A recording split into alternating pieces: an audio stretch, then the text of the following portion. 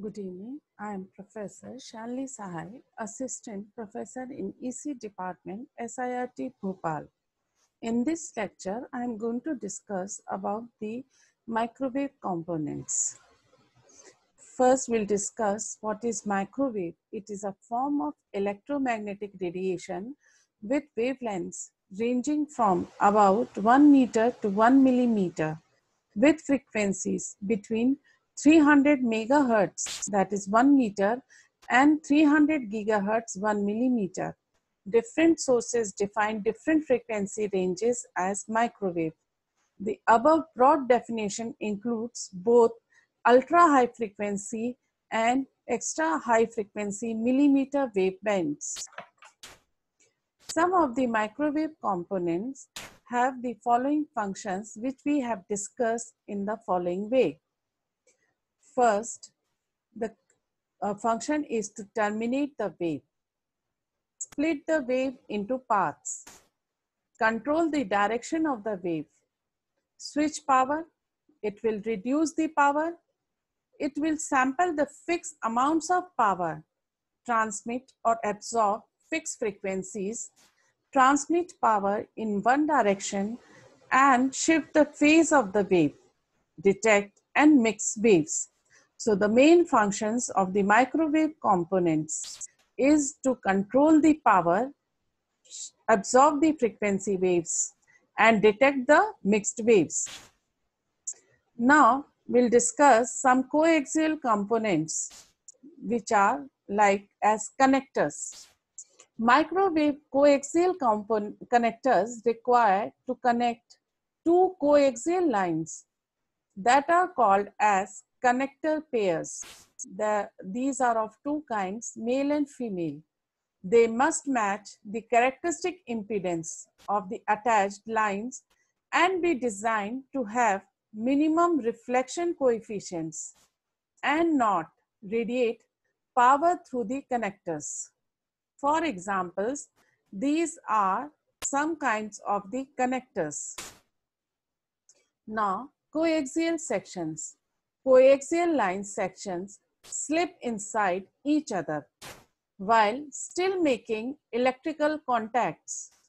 These sections are useful for matching loads and making slotted lines measurements. Double and triple stub tuning configurations are available as coaxial stub tuning sections. Now we'll discuss about the attenuators.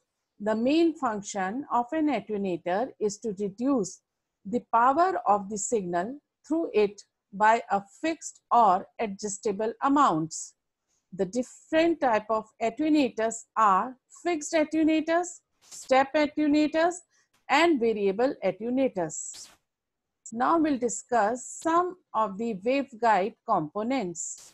These are generally as directional couplers, T-junctions, attenuators, impedance changing devices, waveguide terminating devices, slotted sections, ferrite devices, isolator switches, and circulators.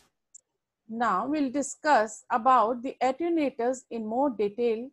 Attenuators are components that reduce the amount of power, a fixed amount, a variable amount, or in a series of fixed steps from the input to the output of the device. They operate on the principle of interfering with the electric field or magnetic field or both. Slide wind attenuators. They work on the principle that a resistive material placed in parallel with the E lines of a field current will induce a current in the material that will result in I square R, that is termed to be as power loss. Now the flap attenuator. A flap attenuator has a vane that is dropped into the waveguide through a slot in the top of the guide. The further the vane is inserted into waveguides, the greater the attenuation. Rotatory vane attenuator. It is a precision waveguide attenuator in which Attenuation follows a mathematical law. In this device, attenuation is independent on frequency. Now we'll discuss about the isolators. Mismatch or discontinuous causes energy to be reflected back down the line. Reflected energy is undesirable.